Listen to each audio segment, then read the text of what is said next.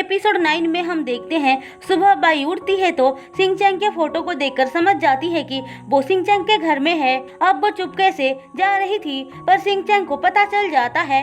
वो उसे पास बुलाकर डांटने लगता है और कहता है तुमको किसने बोला था ड्रिंक करने के लिए, क्या तुम जानती नहीं हो ड्रिंक के वजह से तुम्हारे वर्क पे भी असर पड़ सकता है। वो बाई को कुछ बोलने ही नहीं दे रहा था। उसके जाने के बाद बाई कहती है खुद मुझे पिलाया और डांट रहा है।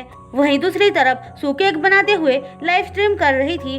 दरअसल वो केक चीफ के लिए बना रही थी। केक रेडी होने के बाद सू चीफ के पास आती है।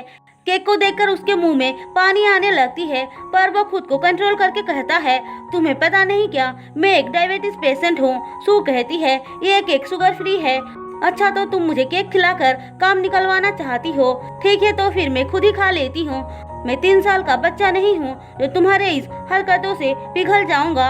ऐसा बोलकर वो चला जाता है पर सू भी उसके पीछे पीछे आती है और फिर से सीडलिंग्स के बारे में पूछती है। चीफ बोलता है मैं नहीं बता सकता हूँ, ठीक है तो फिर आप मुझे एक पेपर पे लिख कर दीजिए। देखो सू, मैं अपने गाँव वालों को धोखा नहीं दे सकता हूँ। लेकिन सू के बहुत समझाने पर वो इनडायरेक्टली उसको बता देते हैं कि कैसे सीडलिंग्स को ठीक कर सकते हैं। सू खुश होकर वही के पास आती है और कहती है चीफ ने हमें बता दिया कैसे सब कुछ ठीक हो सकता है। फिर वो कहती है अगर हम लोग सीडलिंग्स के मिट्टी को डेली साफ करेंगे तो उसका कंडीशन इम्प्रूव हो सकता है। फेई फेई कहती है सीडलिंग्स को डेली साफ करना इतना आसान काम नहीं है, हम बहुत कम है, इसीलिए तो मैंने कुछ विलेजर्स को हेल्प के लिए बुलाया है।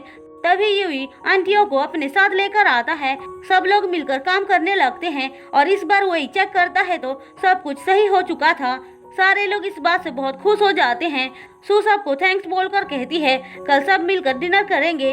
वो लोग ये सुनकर खुश हो जाते हैं। उन सब के जाने के बाद फेई फेई वही से कहती है मुझे एक फ्रेंड से मिलने जाना है, क्या तुम मुझे वहाँ पे छोड़ सकते हो। सू कहती है यूई तुमको छोड़ देगा, मैं उसके साथ नहीं जाना चाहती हूँ, चिंता मत करो, यूई एक जेंटलमैन है। पर यूई भी सू और वही को वहाँ पे अकेला छोड़कर जाना नहीं चाहता था, इसीलिए बहाना बनाता है। लेकिन सू के सामने उसकी एक नहीं चलती है। अब ना चाहते हुए भी यूई और फेई फेई को एक दूसरे के साथ जाना पड़ता है। अब चलते चलते गलती से यूई और फेई फेई एक दूसरे से टकरा जाते हैं और नीचे गिर जाते हैं। फेई फेई देखती है यूई को चोट लग गई है, इसीलिए वो घबरा जाती है। यूई बोलता है चिंता मत करो, कुछ नहीं हुआ है। फेई फेई बोलती है ऐसे एक्ट क्यों कर रहे हो जैसे कि तुम बहुत स्ट्रांग हो, कुछ नहीं हुआ है, तुम जल्दी से चलो। फेई फेई बोलती है तुम्हारे अंदर बहुत सारी गुड क्वालिटीज है, इससे कुछ फर्क नहीं पड़ता है, देखो अभी कोई रिजल्ट नहीं मिला है। फेई फेई कहती है वही अब वो पर्सन नहीं रहा जिसको मैं जानती थी, बहुत जल्दी ही वो दोनों एक दूसरे के प्यार में पड़ने वाले हैं। मैं बहुत केयरलेस हो गई, पर तुम तो बोल रही थी कि तुम्हारे पास बहुत सारे प्लान्स हैं, तुम चिंता मत करो, मैं सिटी जाने के बाद बुक्स पढ़ूंगी कैसे कपल्स को अलग किया जाता है। वहीं दूसरी तरफ सू वो इसे कह रही होती है मेरी तबीयत बहुत खराब है, ठीक है मैं यूई को बुलाता हूँ, तुम्हें हॉस्पिटल लेकर जाएगा। सू उससे पानी का ग्लास छीनकर बोलती है कोई जरूरत नहीं है, गर्म पानी पीने से मैं ठीक हो जाऊंगी। वही उसकी बातें सुनकर हंसता है। सू सीडलिंग्स को देखकर बोलती है मुझे इनको अच्छे से ग्रो होते हुए देखना है। वही कहता है मैंने तो तुम्हें रिजेक्ट कर दिया था ना, फिर भी तुम मेरी हेल्प क्यों कर रही हो, क्योंकि मैं तुम्हें हेल्प करना चाहती हूँ। वैसे तुमने अपने अंदर ऐसा क्या छुपा रखा है, क्या तुम अपनी पूरी जिंदगी टी ग्रो करने में बिता दोगे। पर वही फिर से उसकी बातों को इग्नोर कर देता है और कहता है सू तुम्हें तो फीवर है। सू खुद को टच करके बोलती है अरे हाँ सच में तो मुझे फीवर है। लेकिन सू को चेक करने के बाद वो कहता है तुम्हारी तबीयत बहुत खराब है, चलो हम हॉस्पिटल चलते हैं। सू उसे मना करती है और शर्माते हुए कहती है तुम जो सोच रहे हो वैसा नहीं है, दरअसल मेरे पीरियड्स आने वाले हैं। वो ये सुनकर उसे नीचे उतार देता है और कहता है मैं तुम्हारे लिए गर्म पानी लेकर आता हूँ, लेकिन तुमको वो भी खरीद कर लाना होगा। वही ठीक है बोलकर चला जाता है। अब हमें यूई और फेई फेई को दिखाया जाता है। यूई बस स्टॉप पे आकर गाड़ी रोक देता है। फेई फेई कहती है तुम यहाँ पे क्यों रुक गए। यूई बोलता है तुम्हें बस से जाना होगा, मुझे बहुत काम है। सू तो बहुत बोल रही थी तुम एक जेंटलमैन हो, शायद उसे लोगों को पहचानना नहीं आता है। फिर वो चली जाती है। अब यूई को उसकी मॉम फोन करती है तो वो कहता है मैंने आपको बता दिया है कि मैं यहाँ पे रहकर काम करना चाहता हूँ। उसकी मॉम कहती है फोन उठाते ही ये सब क्यों बोलने लग गए हो, क्या तुम्हारे लिए हम फिक्र भी ना करें? वैसे भी तुम्हारे डैड ने कहा है तुम्हें पैसे भेजने के लिए। ये भी पूछता है आप मुझे पैसे क्यों भेज रही हैं? उसकी मॉम कहती है क्योंकि तुम्हारा बर्थडे आने वाला है। ये सुनकर खुश हो जाता है। वहीं दूसरी तरफ वही पैड्स लेकर आता है तो सू कहती है शायद मेरा दिमाग खराब हो गया था, इसीलिए मैं तुमसे पैड लेकर आने के लिए कहा। वही बोलता है मैं तुम्हारे लिए हॉट वाटर बैग लेकर आता हूँ। फिर वो उसे वाटर बैग देकर कॉफी बनाने जाता है। थोड़ी देर बाद वो वापस आता है तो देखता है सू सो चुकी थी। वो उसके पास बैठकर सब कुछ याद करने लगता है। तभी वहाँ पे यूई आ जाता है। उसे देखकर वो चला जाता है। हम देखते हैं यूई अपने बर्थडे गिफ्ट के पैसों से सू का वो बैग खरीद कर लाता है, लेकिन सू सो रही थी इसीलिए चुपके से वो बैग को अंदर रख देता है। फिर सुबह सू वही के साथ मिलकर मार्केटिंग करने जाती है क्योंकि उन लोगों ने विलेजर्स को डिनर पे इनवाइट किया था। हम देखते हैं सू और वही बहुत इंजॉय करते हैं। वापस आकर सू वही को डिनर बनाना सिखाती है। वहीं दूसरी तरफ चिप के पास सब लोग आए हुए थे। वो लोग कहते हैं वही अच्छा इंसान है, हमें उसे रोकना नहीं चाहिए। पर हाउ चिप को भड़काने लगता है। चिप बोलता है सब लोग सही बोल रहे हैं, हमें वही को रोकना नहीं चाहिए। हाउ ये बात सुनकर भड़क जाता है और गुस्से में वहाँ से चला जाता है।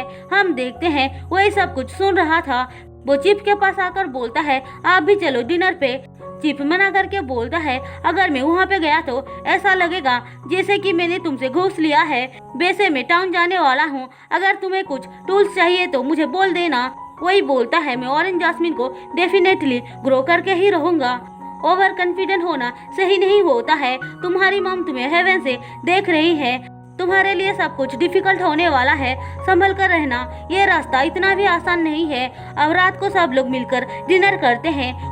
वही खड़े होकर बोलता है थैंक यू एवरीवन। आंटी बोलती हैं सिर्फ इतना ही है क्या? अब उसके बदले सू खड़ी होकर एक लंबा सा स्पीच देती है। यूई सू और वही को साथ में देखकर सैड हो जाता है, इसीलिए काम के बहाने वहाँ से चला जाता है। डिनर खत्म होने के बाद सू और यूई मेमोरी कार्ड को ढूंढने लगते हैं, लेकिन उनको नहीं मिलता है। अब सू को मेमोरी कार्ड ढूंढते हुए यूई का छुपाया हुआ बैग मिल जाती है। सू ये देकर पूछती है तुम्हें पैसे कहाँ से मिला? यूई बोलता है तुम्हें मुझे सैलरी देने के लिए इसे बेचना नहीं चाहिए था, ऐसा फिर कभी मत करना। सू उसको थैंक्स बोलती है। अब वो दोनों मेमोरी कार्ड ढूंढने बाहर आते हैं। यूई बोलता है तुम जाओ आराम करो, मैं ढूंढता हूँ। अब सू को उसकी सारी बातें याद आने लगती है और वो समझ जाती है कि यूई उसको पसंद करता है। सू को उसके लिए बहुत सॉरी फील होती है, इसीलिए यूई से माफ़ी मांगती है। पर यूई कुछ समझ नहीं पाता है। उसे लग रहा था कि मेमोरी कार्ड के वजह से सू माफ़ी मांग रही है। वो कहता है हम एक टीम है।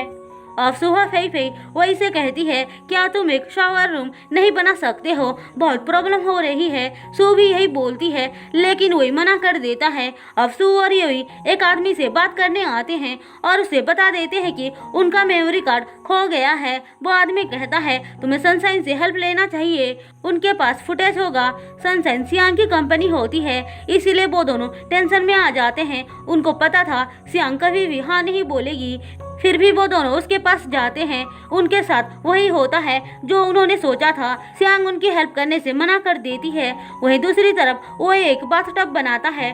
फई फई वो देखकर खुश हो जाती है और बोलती है क्या मैं इसे अभी यूज कर सकती हूँ? वही कहता है पेंट अभी तक ड्राई नहीं हुआ है। ऐसा बोलकर वो चला जाता है। थोड़ी देर बाद सू वापस आती है तो बाथटब को देखकर खुश हो जाती है। अब वो उसे कुछ बताने जा रही थी कि तभी वहाँ पे फई फई आ जाती है और कहती है मैंने वो बाथटब यूज कर लिया, तुमने तो उसे बहुत अच्छे से बनाया है। सू ये सुनकर नाराज हो जाती है। वो सोच रही थी कि वही ने बाथटब उसके लिए बनाया है। शायद वो सही सोच रही थी क्योंकि वही ने फई फई को मना किया था ये बोलकर कि पेंट अभी तक ड्राई नहीं हुआ है। पर सू तो जलकर वहाँ से बिना बात सुने ही जा रही थी। वही उसे रोकता है तो सू बता देती है कि वो उसको पसंद करती है। और इसी के साथ एपिसोड 9 खत्म होता है। दोस्तों अगर आपको मेरी एक्सप्लेनेशन पसंद आई हो तो चैनल को सब्सक्राइब और वीडियो को लाइक जरूर कर देना।